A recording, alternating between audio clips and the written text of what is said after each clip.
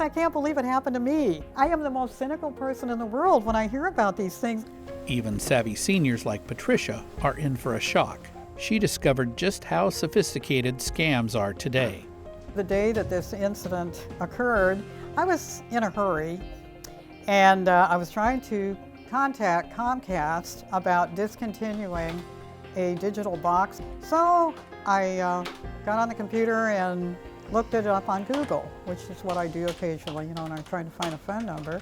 Sven Nelson with the Pierce County Prosecutor's Office says telephone scams target seniors because they almost always answer their phones. And in cases like Patricia, her scam started on the internet. Some of them shy away from the internet, but the ones that are on it, they are easily also confused by spoofed websites and so forth, which looks like a legitimate thing. A customer service rep answered, and he seemed to know my name. He said, well, are you aware that there are people in Mexico and Russia that are also listed on your account? And they have access to your social security number, and they are using it to open up other accounts.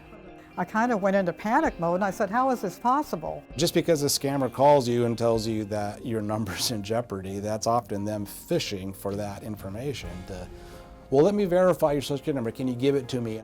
And he said, well, you'll have to get a money order for $500. At this point, Lauren had come into the kitchen while I was talking on the phone and said, you need to get off the phone, this is a scam. So I was immensely relieved to find out that none of this was true, and also relieved because I hadn't actually mailed the $500. Nelson says your social security number should be kept secret. Don't carry your card in your wallet, and don't give it out to anyone. Once the scammers get a hold of that social security number, they can open up bank accounts, loans, they can do all kinds of things and that the victim never even knows about until some credit report comes or bills start coming in the mail. They can also file people's tax returns for them and collect that before the senior does. In a different example, Nick Gole was looking for an apartment on Craigslist and soon discovered the ad he liked was a scam. I was led to believe I was going to share an apartment with another person. They wanted $1,000 for a deposit, and then they didn't even want to give me a key to the apartment.